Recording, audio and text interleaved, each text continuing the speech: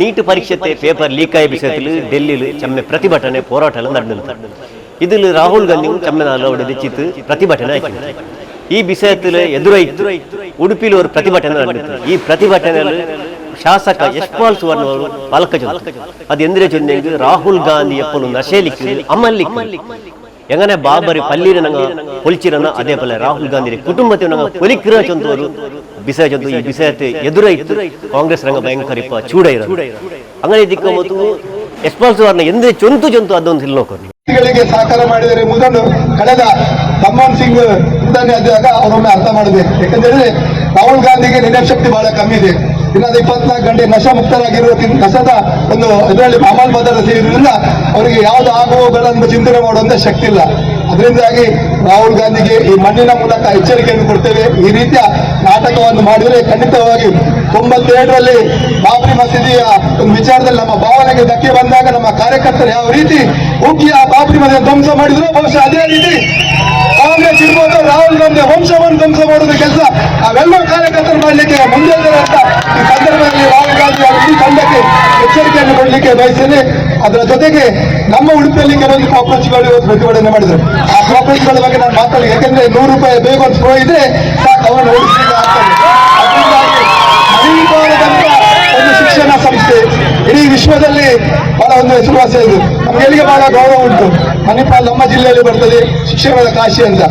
ಬಹಳಷ್ಟು ವಿದ್ಯಾರ್ಥಿಗಳು, ಸುಮಾರು 25,000 ಮಿಕ್ಕಿದ ವಿದ್ಯಾರ್ಥಿಗಳು ಪ್ರತಿ ವರ್ಷ ಅಲ್ಲಿ ಬಂದು ಶಿಕ್ಷಣವನ್ನು ಪಡಿತಾರೆ.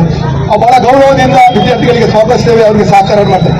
ಆದ್ರೆ ಮೊನ್ನೆ ದಿನ ಆ ವಿದ್ಯಾರ್ಥಿಗಳನ್ನು ಬಳಸಿ ಕೆಲವೊಂದು ಫ್ಯಾಕಲ್ಟಿಗಳು, ಯಾರು ಕೇರಳ ಮೂಲದವರು, ತಮಿಳುನಾಡು ಮೂಲದ ಫ್ಯಾಕಲ್ಟಿಗಳು ಅವರು ವಿದ್ಯಾರ್ಥಿಗಳನ್ನು ಅವರ ತಲೆಗೆ ವಿಷ ಬೀಜವನ್ನು ಬಿತ್ತುವ ಮೂಲಕ, ಕೇವಲ ವಿಷ ಬೀಜ ಬಿತ್ತುವಲ್ಲ, ಇವತ್ತು ಡ್ರಗ್ಸ್ ಅನ್ನು ಸಪ್ಲೈ ಮಾಡುವಂತದ್ದು ಯಾರು ಮನೆಪಾಲಿದ್ರೆ ಆ 7 ಜನ ಫ್ಯಾಕಲ್ಟಿಗಳ ತಲೆಗೆ ಬೆದರೆ ಅವರ ಪಟ್ಟಿಯನ್ನು ಕೂಡ ತಕ್ಷಣ ಬಿಡುಗಡೆ ಮಾಡ್ತೇವೆ. ಪೊಲೀಸ್ ಅವರ ಕ್ರಮ ಕೈಗೊಳ್ಳಂದ್ರೆ ಪೊಲೀಸ್ ಅವರ ಕೆಲಸವನ್ನು ಮುಂದೆ ನಾವು ಮಾಡಬೇಕಾಗಿದೆ.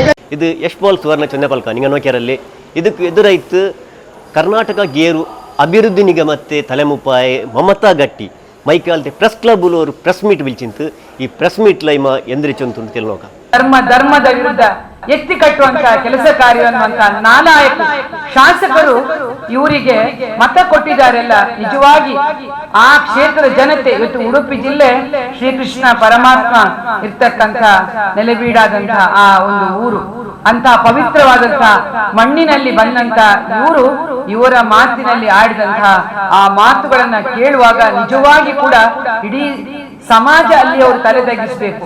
ಬಿಜೆಪಿ ಪಕ್ಷ ಬಿಡಿ, ಇವರಿಗೆ ಓಟು ಕೊಟ್ಟವರು ಕೂಡ ತಲೆ ತಗ್ಗಿಸ್ತಕ್ಕಂತ ಕೆಲಸವನ್ನ ಇವರು ಮಾಡಿದ್ದಾರೆ ಅಂತ ನಾವು ಹೇಳಲಿಕ್ಕೆ ಬಯಸ್ತಾ ಇದ್ದೇನೆ.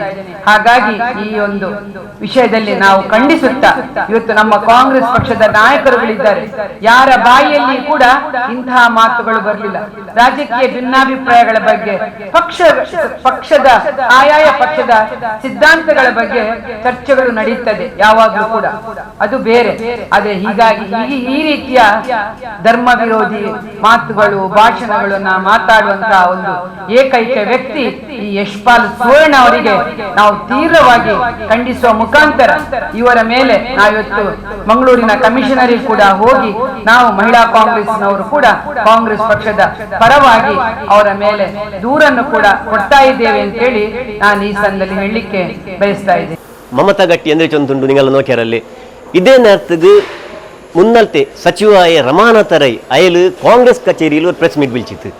ಅಯ್ಲ್ ಪ್ರೆಸ್ ಮೀಟಲ್ಲಿ ಯಶ್ಪಾಲ್ ಸುವರ್ಣರೇ ಅರೆಸ್ಟ್ ಹಾಕೋನು ಚೊಂತು ಅಯ್ಲ್ ಚೊಂತು ಅದಲ್ಲಂಟು ಅಯ್ಲೊರು ನಾಲಾಯಕ MLA ಎಂಟು ಅಯ್ಲ್ ಚೊಂತು ಅಯ್ಲ್ ಎಂದ್ರೆ ಚೊಂತುಂಡು ತೆಲುನೋಕ.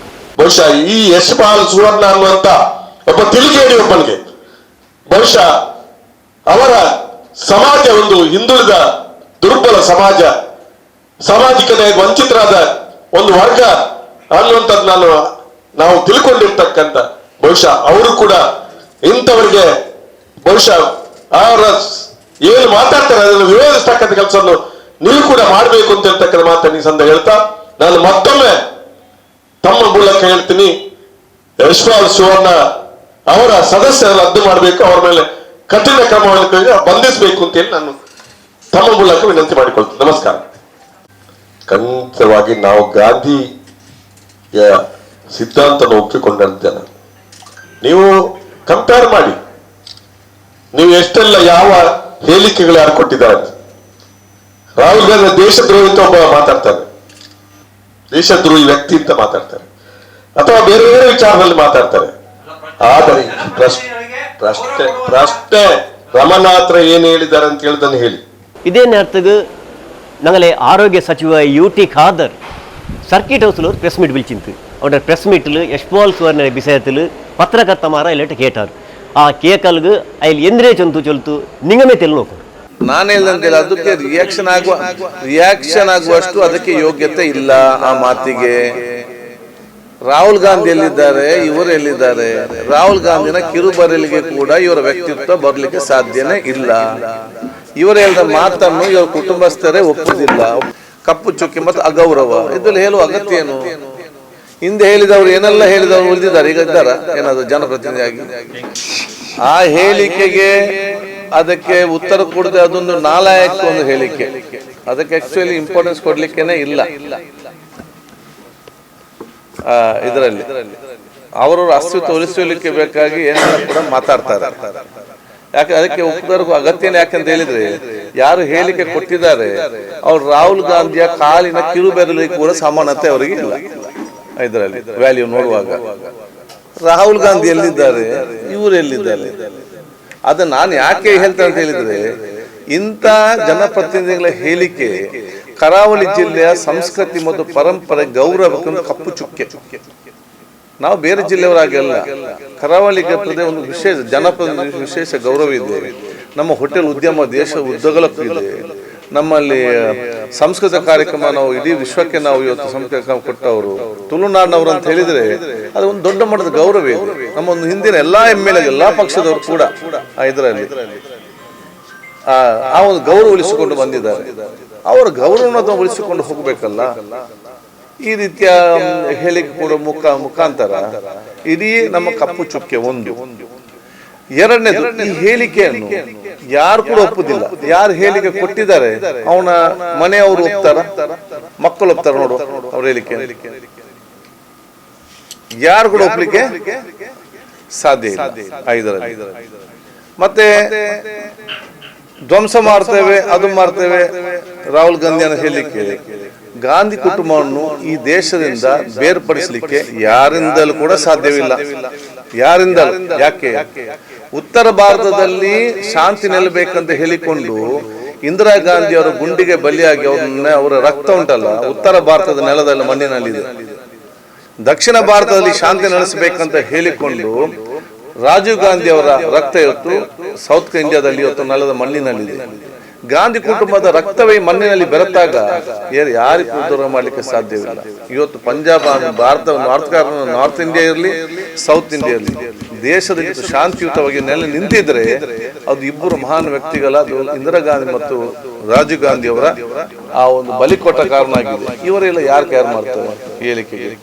ಸುವರ್ಣ ಉಡುಪಿಲ್ ಚೊನ್ನೆ ಫಲ್ಕ ಇಪ್ಪ ದಕ್ಷಿಣ ಕನ್ನಡ ಜಿಲ್ಲೆನು ಆದರೆ ಪೊಗೆ ಹಂಚೊಂಡುಂಡು ಊಡ ಕಾಂಗ್ರೆಸ್ ರಂಗ ಪ್ರತಿಭಟನೆ ಪ್ರೆಸ್ ಮೀಟ್ ಎಲ್ಲ ಹಾಕಿ ಉಂಟು ಎಲ್ಲರೂ ಇನ್ನು ಅದು ಮುನ್ನಲ್ ಪೋಂಡು ನಿರೀಕ್ಷೆಲುಂಡು.